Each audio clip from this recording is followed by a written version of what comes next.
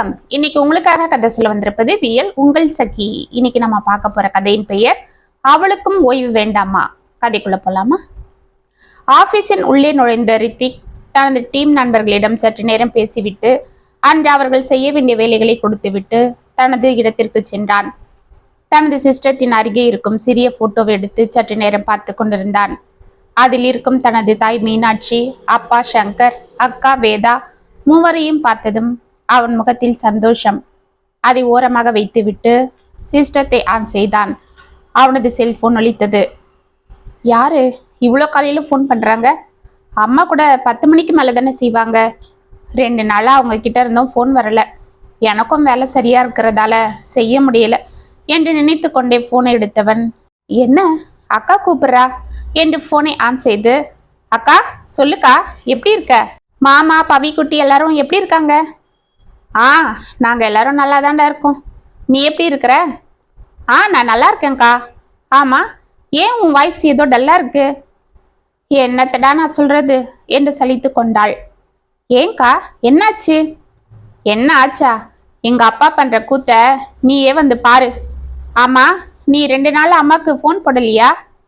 இல்லக்கா, வேலை சரியா இருந்தது. சரி, இன்னைக்கு நீ கிளம்பி சீக்கிரமா வர்ற. எதுக்கு? ஆமா, நீ எங்க இருக்கிற? இங்கதான்டா, நம்ம வீட்டுக்கு வந்திருக்கிறேன். நேத்து நம்ம அப்பாவோட ஃப்ரெண்டு கணபதி மாமா கிட்ட இருந்து ஃபோன் வந்தது. என்னென்ன? அப்பா உண்ணாவிரதம் இருக்காருன்னு. என்னது உண்ணாவிரதமா என்று அதிர்ந்து கேட்டான். ஆமாண்டா, அப்பா 2 நாளா சாப்பிடாம இருக்காராம். நேத்து கணபதி மாமா அப்பாவை பார்க்க வந்திருக்காரு. அப்பதான் தெரிஞ்சுதான் அவர் 2 நாளா சாப்பிடாம அமைதியா சோஃபால படுத்திருக்காருன்னு. யார் கூடவும் பேச மாட்டேன்றாராம். என்ன திடீர்னு? தெரியலடா, அம்மா கிட்ட தான் ஏதோ பிரச்சனை பண்ணிக்கிட்டு இப்படி பண்றாருன்னு மாமா சொன்னாரு. என்னது, அம்மா கிட்ட பிரச்சனையா? என்னக்கா வளர்ற? ஆமாண்டா, நானும் மாமா சொல்லும்போது அவரை இப்படிதான் கேட்டேன். ஆனா இங்க வந்து பார்த்ததுக்கு அப்புறம் தான் தெரிஞ்சுது அம்மாவும் அப்பாவும் பேசிக்காம இருக்காங்க. அக்கா, என்ன நீ சொல்ற? அம்மா அப்பா கிட்ட பேசாம இருக்காங்களா? அப்பா என்ன திட்டினாலும் என்ன மூஞ்சி காட்டினாலும் அம்மா ஒன்றும் பெருசா எடுத்துக்க மாட்டாங்க. நாமளே எதனா அவங்கள கேட்டாலும் அப்பாவுக்கு மரியாதை கொடுக்கணும்னு நம்மளே திட்டுவாங்க. அப்படிப்பட்ட அம்மா அப்பா கிட்ட பிரச்சனை பண்ணாங்களா? அம்மா பண்ணலடா, அப்பா தான். சரி, அம்மா கிட்ட எதுனா கேட்டியா? அவங்க என்ன சொல்றாங்க? அவங்க எதுவும் சொல்லல, சாதாரணமா தான் இருக்காங்க. காலையில நான் வந்ததும் என்கிட்ட எப்பவும் போல பேசிட்டு குழந்தைய கொஞ்ச ஆரம்பிச்சிட்டாங்க. அவங்க சாதாரணமா வேலை செஞ்சுக்கிட்டு இருக்காங்க. அப்பா தான் உம்முன்னு படுத்திருக்காரு. கேட்டா எதுவும் சொல்ல மாட்டேன்றாரு. நீ கிளம்பி வாடா, உன்கிட்டயாவது எதனா சொல்றாரான்னு பார்க்கலாம். நீ தான் சரியான ஆளு. என்னக்கா குழப்பற? எனக்கும் இங்க வேலை இருக்கு. இருந்தாலும் நீ சொல்றதெல்லாம் பார்க்கும்போது எனக்கு கொஞ்சம் பயமா வேற இருக்கு. சரி, நான் எப்படியாவது வந்துடுறேன், நீ அதுவரை அங்கே இரு என்றான். சரிடா என்று போனை வைத்தாள் வேதா. அன்று மாலை வைகை எக்ஸ்பிரஸை பிடித்து ஏரியா வந்த ரித்விக்கிற்கு மனதில் ஏதேதோ யோசனைகள் ஓடிக்கொண்டிருந்தது. தனக்கு கருத்து தெரிந்ததிலிருந்து தனது தாய் தந்தை இப்படி சண்டை போட்டு அவன் அறிந்ததே இல்லை. தனது தந்தையின் பேச்சை மீறி அம்மா எதுவும் செய்து அறியாத அவனுக்கு இன்று நடப்பதெல்லாம் ஒரே குழப்பமாகவே இருந்தது. ஒருவேளை என்னை வர வைக்க இவங்க 3 பேரும் சேர்ந்து ஏதாவது டிராமா பண்றாங்களா? இந்த வருஷம் கல்யாணம் பண்ணிக்கடான்னு தொல்லை பண்ணிட்டு இருந்தாங்க. நானும் பிடி கொடுத்து பேசலன்னதும் பொண்ணுகின்ன பார்த்து வச்சுட்டு இப்படி ஒரு டிராமா பண்றாங்களா? இருக்கலாம். இதுக்கெல்லாம் அக்காவே டைரக்டரா கூட இருக்கலாம். அதுதான் அம்மா எங்க உளறிட போறாங்கன்னு அம்மாவை பேச விடாம அவளே பேசினா போல இருக்கு. அப்படி மட்டும் எதனா இருக்கட்டும், அவங்கள வச்சுக்கிறேன் என் மனதில் பல யோசனைகள் செய்து கொண்டே சென்றான் ரித்விக். வாசலில் ஆட்டோ நின்றதும் அதிலிருந்து இறங்கி உள்ளே சென்ற ரித்விக் வீடே அமைதியாக இருப்பதை பார்த்தான். எப்பொழுதும் தான் ஊருக்கு வருகிறேன் என்று அறிந்தால் அம்மா வாசலிலேயே காத்திருப்பாள். அப்பா தன்னிடம் பேச நிறைய விஷயங்களோடு சோஃபாவில் காத்திருப்பார். அக்கா ஊரிலிருந்து வந்திருந்தால் பவிக்குட்டி மாமா என்று ஓடி வந்து கட்டிக்கொள்வாள். ஆனால் இன்று யாரும் வெளியே காணாமல் ஹால் வெறிச்சோடி இருக்க பரபரப்பாக உள்ளே சென்றான். ரூமில் சங்கர் கட்டிலில் உம்மென்று படுத்திருக்க அவர் அருகில் தட்டில் இட்லி வைத்து கொண்டு அமர்ந்திருந்த வேதா, அப்பா 2 இட்லியாவது சாப்பிடுங்கப்பா என்று கெஞ்சி கொண்டிருந்தாள். அவள் மடியில் இருந்த பவிக்குட்டி முகத்தை சோர்வாக வைத்துக்கொண்டு தனது தாத்தாவை பார்த்து கொண்டிருக்க, அப்பா என்று அழைத்து கொண்டு உள்ளே சென்ற ரித்விக்கை மூவரும் டக்கென திரும்பி பார்த்தனர். ஏ மாமா என்று ஓடிச் சென்று அவன் கால்களை கட்டி கொண்டாள் பவி. அவளை வாரி எடுத்து முத்தம் கொடுத்த ரித்விக் பாக்கெட்டில் இருந்த டைரி மில்க் சாக்லேட் பார் 2 அவளிடம் கொடுத்தான். அதை சிரித்த முகத்துடன் வாங்கி கொண்டு அவன் கன்னத்தில் முத்தம் கொடுத்த குட்டி, மாமா தேங்க்ஸ் மாமா என்றாள். ஓகேடா செல்லம். ஆமா, எப்படி இருக்க? எப்ப வந்த? நான் அப்பவே வந்துட்டேன். ஆனா தாத்தா தான் என்கிட்ட இந்த வாட்டி சரியாவே விளையாடல.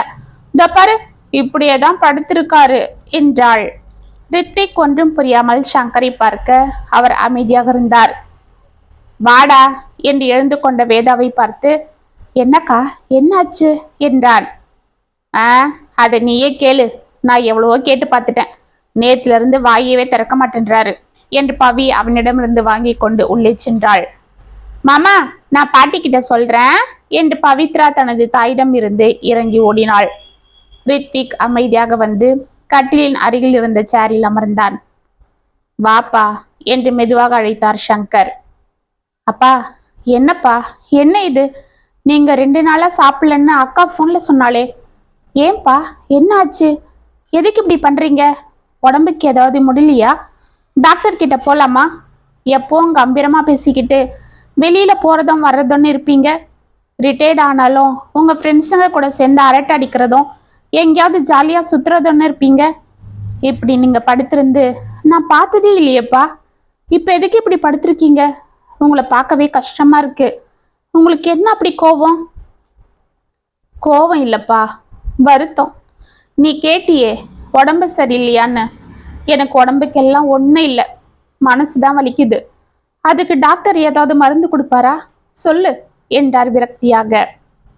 அப்பா என்னப்பா, உங்களுக்கு எதனா பிரச்சனைன்னா என்னால நம்ப முடியல. அப்படி இருந்தாலும் அம்மா கிட்ட சொல்லியிருக்கலாமே. அவளால தான் பிரச்சனையா இருந்தா நான் என்ன செய்யறது? ரித்விக்கின் முகத்தில் ஆச்சரியம். என்னப்பா சொல்றீங்க? அம்மாவையா அப்படி சொல்றீங்க? நீங்க போட்ட கோட்டை அவங்க தாண்டி நான் பார்த்ததே இல்லையே. உங்க பேச்சுக்கு எதிர்பேச்சு அவங்க பேசவே மாட்டாங்களே. உங்க ஒத்துமையை பார்த்து நானே எத்தனையோ வாட்டி ஆச்சரியப்பட்டிருக்கேன். இப்படி ஒரு வார்த்தை கூட அதிர்ந்து பேசாத அம்மாவை நீங்க இத்தனை வருஷம் கழிச்சு இப்படி சொல்றது எனக்கு ஆச்சரியமா இருக்கு.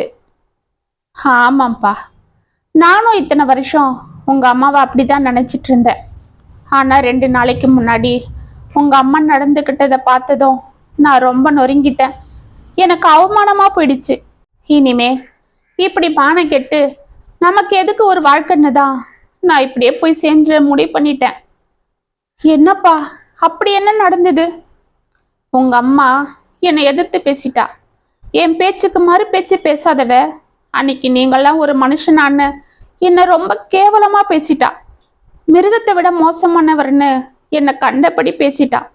இந்த மாதிரி ஒரு வார்த்தைய அவ வாயில இருந்து நான் கேட்டதும் அதிர்ந்துட்டேன் தெரியுமா? இனிமே அவ கையில நான் சாப்பிட மாட்டேன். அவளுக்கு என் மேல அக்கறை இல்லை. இத்தனை நாள் அக்கறை இருக்கிறது போலவும் பாசம் இருக்கிற போலவும் நடிச்சிருக்கா. இப்ப நீ வளர்ந்துட்ட, பொண்ணுக்கு கல்யாணம் ஆயிடுச்சு. இனிமே என் தயவு அவளுக்கு தேவையில்லை. அதனால தான் என்னை மட்டம் தட்டி பேசுறா. அதுவும் நான் ரிட்டையர்ட் ஆனதும் அவளுக்கு ரொம்ப இளக்காரமாயிடுச்சு என்று குரோதமாக கூறினார். ரித்விக் அதிர்ந்து அவரை பார்த்து கொண்டு எழுந்தான். இதெல்லாம் உங்க அக்கா கிட்ட சொன்னா அவ எனக்காக பேச மாட்டா. 1000 இருந்தாலும் அவளும் பொம்பளை பொண்ணு இல்ல, அவங்க அம்மாக்கு தான் சப்போர்ட்டா பேசுவா. அதனால தான் நான் உன்கிட்ட சொல்றேன் என்று கண்ணீர் வடித்தார். அப்பா நான் போய் அம்மா கிட்ட பேசிட்டு வரேன் என்று கடகடவென உள்ளே சென்றான் ரித்விக். உள்ளே அடுப்பிலிருந்து குக்கரை இறக்கி கொண்டிருந்த மீனாட்சி சத்தம் கேட்டு அவனை திரும்பி பார்த்தாள். வாப்பா எப்படி இருக்கிற? அக்கா சொன்னா நீ வரப்போறதா. அதுதான் உனக்கு பிடிச்ச சிக்கன் பிரியாணி பண்ண, குளிச்சுட்டு வந்து சாப்பிடு என்ற அடுப்பில் கடையை வைத்தாள். என்ன இது, அம்மா ரொம்ப கேஷுவலா இருக்காங்க. நான் என்னவோ அப்பா கிட்ட அவங்க கோச்சிக்கிட்டு மூஞ்ச தூக்கி வச்சுட்டு இருப்பாங்கன்னு நினைச்சேன். இல்லைன்னா அப்பா சாப்பிடாம இருக்கிறதால அழுதுட்டு இருப்பாங்கன்னு நினைச்சேன். ஆனா அம்மா எப்பவும் போல வீட்டுல சமைச்சுக்கிட்டு எல்லா வேலையும் பார்த்துட்டு சாதாரணமா இருக்காங்க என்று குழம்பிக் கொண்டே, அம்மா என்னம்மா என்ன இது என்றான் ரித்விக். என்னப்பா எதை கேட்குற? என்று திரும்பி அவனை பார்த்தாள் மீனாட்சி. அம்மா, நான் எதை கேட்கிறேன்னு உங்களுக்கு தெரியலையா? என்னப்பா இது? நீ மனசுல நினைக்கிறது எனக்கு எப்படி தெரியும்? வெளிப்படையா கேளு, நான் பதில் சொல்றேன். அம்மா, போதும் விளையாடாதீங்க. இது அதுக்கான சமயம் இல்லை. நான் எங்கப்பா விளையாடின? நீ கேட்டதுக்கு பதில் சொல்றேன், அவ்வளவுதான். சரி, நான் ஸ்ட்ரைட்டாவே கேட்டுடுறேன். அப்பா கூட என்ன உங்களுக்கு பிரச்சனை? அது அவரையே கேளு. நான் எதுவும் பிரச்சனை பண்ணலப்பா. தனது தாயின் இந்த வித்தியாசமான செயல்கள் ரித்விற்கு அவள் பேரில் உண்மையாகவே கோபத்தை வரவழைத்தது. அம்மா, என்னம்மா, ஏன் இப்படி பேசுறீங்க? இங்க பாருங்க என்று தனது தாயின் தோள்களை பிடித்து திருப்பினான். அவள் கண்களில் கண்ணீர் துளிகள். அம்மா என்று அதிர்ந்து அவளை பார்த்தான். அவனை ஒரு தரம் நிமிர்ந்து பார்த்தவள் மயங்கி தொப்பன் அவன் மீது சாய்ந்தாள். அன்று மாலை மெதுவாக கண்களை திறந்த மீனாட்சி சுற்றி பார்த்தாள். தான் ஹாஸ்பிட்டல் பெட்டில் படுத்துக் கொண்டிருப்பதை தெரிந்து கொண்டாள். கையில் ட்ரிப்ஸ் ஏறிக்கொண்டிருந்தது. மற்றொரு கையில் நர்ஸ் இன்ஜெக்ஷன் போட்டுக் கொண்டிருந்தாள். சுருக்கென அது வலிக்க அந்த கையை அவள் ஆட்டாமல் இருக்க ரித்விக் அதை பிடித்து கொண்டிருந்தான்.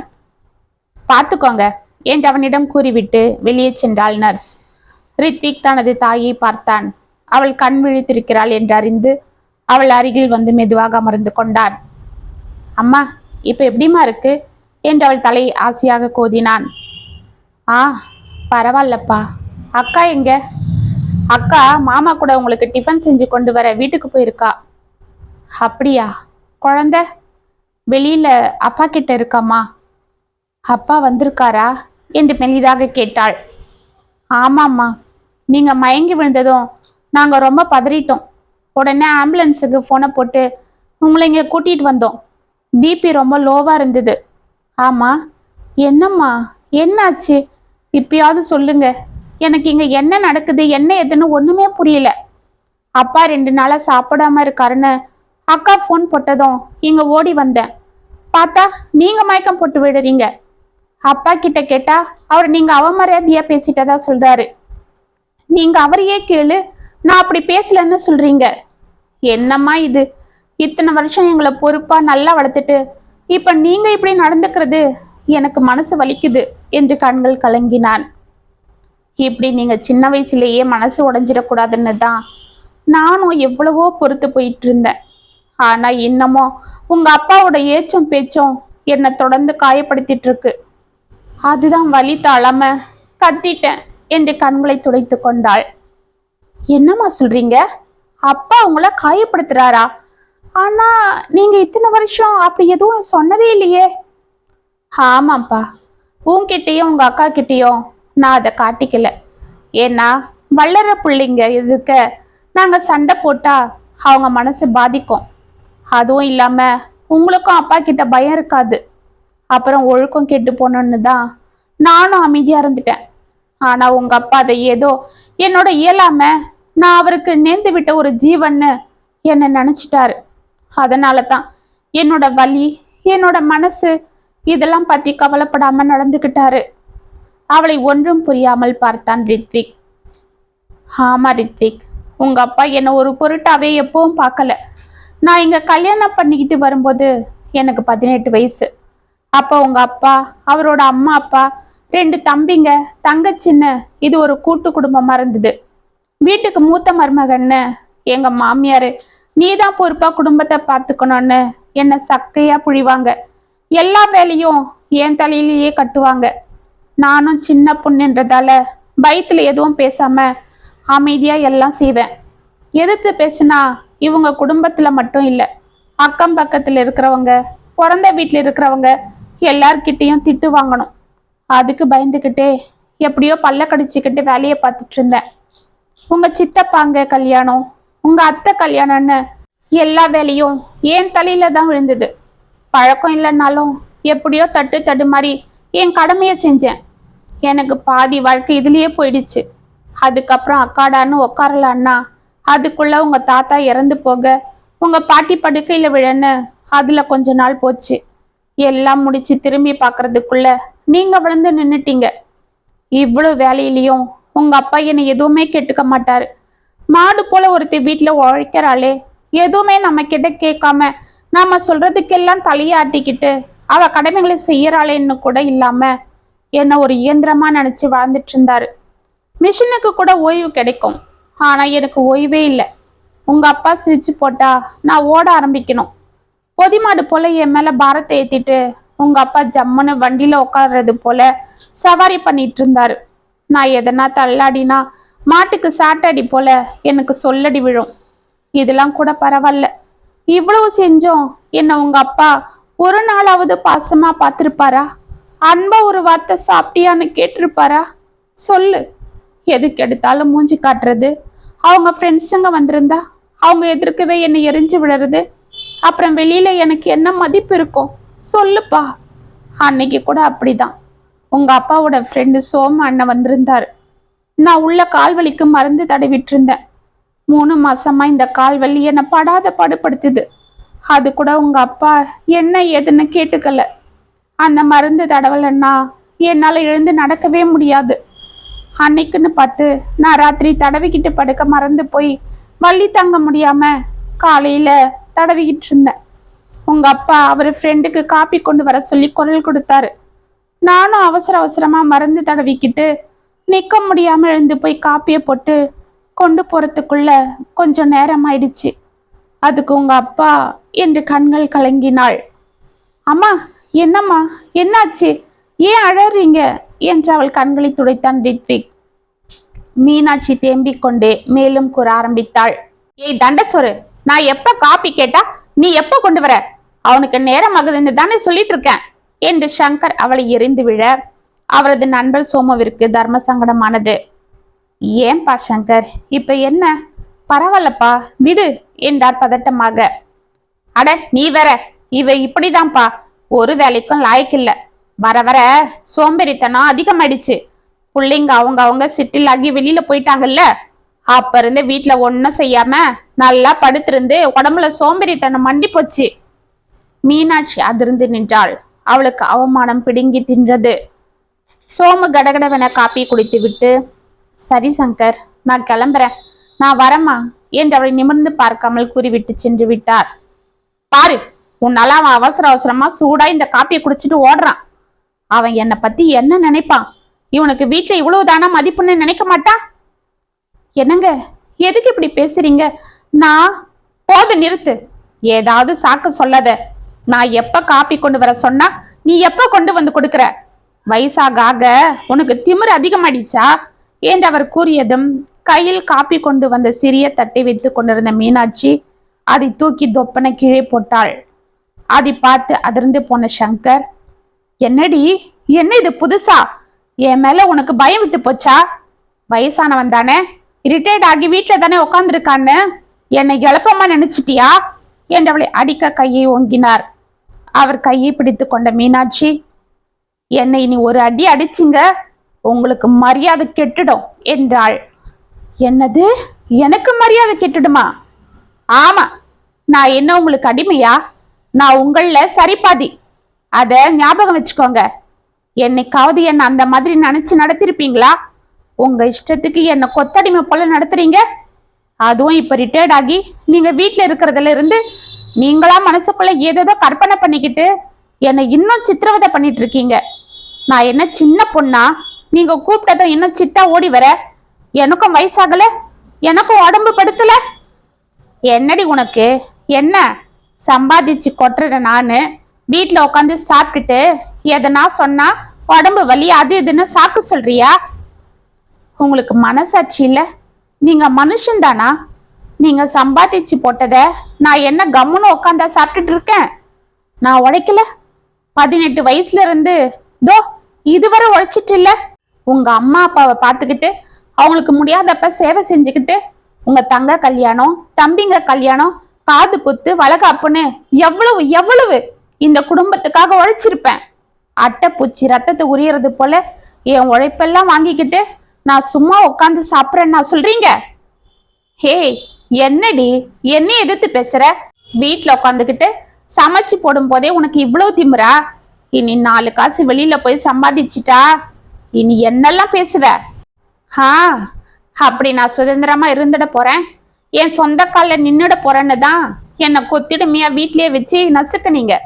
உங்ககிட்ட மனுஷன் பேசுவானா? நீங்களாம் மிருகத்துக்கு சமமானவங்க. இல்ல இல்ல, அதை விட கேவலமானவங்க. இன்னும் அதுல இருந்து பரிணாம வளர்ச்சி அடையாதவங்க. மத்தவங்க உணர்ச்சிக்கு மதிப்பு கொடுக்க தெரியாத ஜடங்க. நாம ஆம்பளை, நாம தான் இங்க எல்லாம் என்ற திமிரும், பொம்பளை நமக்கு அடங்கிதான் இருக்கணும் என்ற எண்ணமும் உங்க உடம்புல ஊறி போயிருக்கு. உங்ககிட்ட பேசி ஒரு பிரயோஜனமும் இல்லை என்று கத்திவிட்டு உள்ளே கால்களை தாங்கி கொண்டு சென்று விட்டாள். அன்னைக்கு வலி ஒரு பக்கம் என்ன பாடா படுத்திட்டு இருந்தது. அதுல உங்க அப்பாவோட சுடு சொல்லும், அவங்க நண்பர் எதிர்க்க என்ன அவர் அவமானப்படுத்தினதும் என்னால தாங்க முடியாம தான் நான் அப்படி பேசிட்டேன். நீயே சொல்லு ரித்விக், இன்னும் நான் எத்தனை நாளைக்கு தான் இந்த அவமானத்தை பொறுத்துக்கிறது? எனக்கும் வயசாகுது. நானும் என் பேத்திக்கு பாட்டி ஆயிட்டேன். மருமகன் வீட்டுக்கு வந்துட்டாரு. இன்னும் கொஞ்சம் நல்ல மருமக வந்துடுவா. இன்னும் அவங்க எதிர்க்க இவர் இப்படி பேசினா அவங்க என்ன எப்படி மதிப்பாங்க? வீட்டுல இருக்கிறவங்கன்னா அவங்க எதுக்கும் லாய்க்கு இல்லாதவங்களா? வெளியில நீங்க சம்பாதிக்கிறது சேர்த்து வைக்க காரணமே நாங்க தான். நாங்க மட்டும் இல்லைன்னா நீங்க சமையலுக்கும் சாமான தேய்ச்சி போடவும் உங்க துணிகளை துவைச்சி போடவும் ஆளுங்க வைக்கணும். நீங்க வாங்குற சம்பளம் அவங்களுக்கே சரியா போயிடும். இத்தனை வேலைக்காரங்க செய்யற வேலைய நாங்க ஒரே ஆளா வீட்டுல செய்யறோம். இதுல பசங்களை பாத்துக்கணும், அவங்களுக்கு பாடம் சொல்லி கொடுக்கணும், புருஷனுக்கு ஆசை வந்துட்டா தாசியாவும் இருக்கணும். இவ்வளவுலாம் செஞ்சோம் எங்களை வீட்டுல சும்மா தானே இருக்கிற தண்டசோரன்னு சொல்றது. அது மட்டும் இல்லாம எல்லாரும் எதிர்க்கவும் உங்க ஆம்பளை திமிரை காட்ட எங்களை அவமானப்படுத்துவீங்க. அவ்வளோ மனுஷி தானே, அவளுக்கும் ஓய்வு வேண்டாமான்னு நீங்க என்னைக்காவது நினைச்சு பாக்குறீங்களா? வேலையில இருந்து ரிட்டையர்ட் ஆனா உங்களுக்கு ஓய்வு கிடைக்குது. ஆனா வீட்டுல இருக்கிற எங்களுக்கு எங்க ஓய்வு இருக்கு? நாங்க போற வரைக்கும் எங்களுக்கு ரிட்டையர்மெண்ட்டே இல்லை. சரி, வீட்டுல இருக்கிற பொம்பளைங்களுக்கு தான் இப்படியான்னா வேலைக்கு போறவங்களுக்கு இன்னும் ஒரு படி மேலதான். அவங்க அங்கேயும் உழைச்சிக்கிட்டு வீட்லயும் உழைக்கணும். முடியாம அவங்க எதனா பேசிட்டா சம்பாதிக்கிற திமிரான்னு ஒரே வார்த்தையில அடக்கிடுவாங்க. இந்த பாரு, நீயும் உங்க அப்பா போல இருக்காத. உனக்கு வர்ற பொண்டாட்டிய ஒரு பொருளா பார்க்காம மனுஷியா பாரு. இதுக்கு மேல எதையும் மறைக்க கூடாதுன்னு தான் நான் இப்ப எல்லாத்தையும் உன்கிட்ட சொல்றேன் என்று கண்களை துடைத்து கொண்டாள். அம்மா, உங்க மனசுல இவ்வளோ காயங்கள் இருக்கிறது எனக்கு இப்பதான் தெரியுது. உங்களை போல ஒரு புருஷனை மதிக்கிற பொண்ணுதான் எனக்கு மனைவியா கிடைக்கணும்னு நான் ஆசைப்பட்டேன். ஆனா அப்பா போல அந்த மனைவியை நான் கஷ்டப்படுத்த கூடாது, அவமதிக்க கூடாதுன்றது எனக்கு இப்பதான் தெரியுது என்று அவன் கூறிக்கொண்டிருக்க, வெளியே தனது பேத்தியை மடியில் வைத்து கொண்டு இதையெல்லாம் கேட்டுக்கொண்டிருந்த சங்கரின் கண்களில் இருந்து கண்ணீர் வடிந்து கொண்டிருந்தது. மடியில் இருந்த பவித்ரா தனது தாத்தாவின் கண்களை துடைத்து கொண்டே, தாத்தா அழாதீங்க தாத்தா, எனக்கும் அழுக வருது என்றாள். அவளுக்கு முத்தம் கொடுத்துவிட்டு அவளை அழைத்து கொண்டு உள்ளே சென்ற சங்கர் தனது மனைவியை பார்த்து கொண்டு அமைதியாக நின்றார். ரித்விக் மெதுவாக எழுந்து கொண்டான். அவரை கலங்கிய கண்களுடன் பார்த்த மீனாட்சிக்கு பதட்டம் ஒட்டிக்கொள்ள அவள் அவசரமாக எழுந்து அமர்ந்து கொண்டு அவரை உற்று பார்த்தாள். என்னம்மா, இப்ப எப்படி இருக்கு என்று அவள் அருகில் வந்து அமர்ந்தார். பரவாயில்லங்க என்று மெதுவாக தலையை ஆட்டினாள். அவள் கைகளை எடுத்து தன் கையில் வைத்து கொண்ட சங்கர் அதை திருப்பி அமைதியாக பார்த்தார். உள்ளங்கை காப்பு காய்த்து கடினமாக இருந்தது. இரண்டொரு இடங்களில் எண்ணெய் கொப்பளங்கள் காய்ந்து கருப்பான அடையாளங்களோடு காட்சியளித்துக் கொண்டிருந்தது. அந்த கையில் அவரது கண்ணீர் துளிகள் பட்டதும் டக்கன கைகளை எடுத்துக்கொண்ட மீனாட்சி, என்னங்க, எது கழறிக்க என்று அவர் தோள்களை பற்றி கொண்டாள். நீ எனக்காகவும் என் குடும்பத்துக்காகவும் நம்ம குழந்தைங்களுக்காகவும் இத்தனை வருஷம் உழைச்சி ஓடா தேஞ்சிருக்கிற, அதுக்கான அடையாளங்கள் உன் உடம்புல தெரியுது. ஆனா உன் கூடவே இருக்கிற எனக்கு அது தெரியாம போயிடுச்சு. என்ன மன்னிச்சிடுமா. வேலையிலிருந்து ரிட்டையர்ட் ஆனா சந்தோஷமா இனி நிம்மதியா ஓய்வுல இருக்கணும்னு நினைச்சேனே தவிர இத்தனை வருஷமா உழைச்சிட்டு இருக்கிற உனக்கு ஓய்வு வேணும்னு நான் நினைக்கவே இல்லை என்று அவள் கைகளை எடுத்து தனது முகத்தை மூடிக்கொண்டு அழ ஆரம்பித்தார். என்னங்க, என்ன இது, சின்ன குழந்தை போல. 1000 தான் நீங்க என்ன திட்டினாலும் செஞ்சாலும் என்னை இத்தனை வருஷம் நீங்க தானே பாத்துக்கிறீங்க. அதுதானே பார்த்தேன். 1000 இருந்தாலும் புருஷனை விட்டு கொடுக்க மாட்டீங்களே என்று கூறிக்கொண்டு சாப்பாட்டு குடையுடன் உள்ளே வந்தாள் வேதா. அவளுடன் அவளது கணவன் குமாரும் வந்தான். அவர்களை பார்த்து எழுந்து கொண்டார் சங்கர். அப்பா, இப்பயாவது உங்க உண்ணாவிரதத்தை முடிச்சுக்கிறீங்களா? உங்களுக்கும் சேர்த்துதான் சாப்பாடு கொண்டு வந்திருக்கேன். சரிம்மா, முதல்ல அம்மாக்கு கொடு என்றார் சங்கர். ஆமா மேடம், முதல்ல உங்க அம்மாக்கு கொடுங்க. அவங்கதான் ரொம்ப வீக்கா இருக்காங்க. 2 நாளா சாப்பிடாம பிபியும் லோவாயிட்டு இருக்கு என்று கூறிக்கொண்டு ட்ரிப்ஸை மாற்ற உள்ளே வந்தாள் நர்ஸ். என்ன சொல்றீங்க? 2 நாளா அம்மா சாப்பிடலையா என்று ரித்விக் பதறினான். அனைவரும் ஒன்றும் புரியாமல் மீனாட்சியை பார்த்தனர். ஆமா, அவரே சாப்பிடாம இருக்கும் போது நான் மட்டும் எப்படி சாப்பிடுறது என்று வெட்கத்தோடு தலையை குனிந்து கொண்டு கூறினாள் மீனாட்சி. இதை கேட்டு ரித்விக், வேதா, குமார் மூவரும் ஒருவரை ஒருவர் பார்த்து சிரித்து கொள்ள சங்கர் கலங்கிய கண்களுடன் அவள் அருகில் அமர்ந்து டிஃபன் பாக்ஸை திறந்து அதிலிருந்த சாப்பாட்டை எடுத்து அவளுக்கு ஊட்டினார். ஐயா, தாத்தா பாட்டி சேர்ந்துட்டாங்க என்று சிரித்தாள் பவிக்குட்டி. ஹே குட்டி, என்ன சொல்ற என்றாள் நர்ஸ் சிரித்து கொண்டு. ஆமா ஆண்டி, 2 நாளா தாத்தாவும் பாட்டியும் டூவிட்டு இருந்தாங்க. இப்பதான் திரும்பவும் சேர்ந்துட்டாங்க என்று சிரித்தாள். இதை கேட்டு அனைவரும் சிரித்தனர். மீனாட்சியும் வெட்கத்தோடு சிரிக்க, இனிமே நீ இது போல சிரிச்சுக்கிட்டே தான் இருக்கணும் மீனாட்சி என்றார் சங்கர். அதுக்கு இனிமே நீங்க பாட்டி கூட டூவிடக்கூடாது என்றாள் பவி. ஓகேம்மா, நீ சொல்லிட்ட இல்ல, இனிமே ப்ராமிஸா நான் பாட்டி கூட டூவே விடமாட்டேன் என்று அவளை அணைத்து கொண்டார். அனைவரும் சிரித்து மகிழ்ந்தனர். இத்துடன் அவளுக்கும் ஓய்வு வேண்டாமா கதை முற்றம். உங்களுக்கு எழுதின இந்த கதை உங்களுக்கு பிடிச்சிருந்தா கமெண்ட்ஸ்ல சொல்லுங்க, லைக் பண்ணுங்க, ஷேர் பண்ணுங்க, மறக்காம சப்ஸ்கிரைப் பண்ணிக்கோங்க. மீண்டும் நாளைக்கு வேற ஒரு சுவாரஸ்யமான கதையோட உங்களை சந்திக்கிறேன். அது வரைக்கும் இணைப்பிலே இருங்க. இப்படிக்கு வியல் உங்கள் சகி.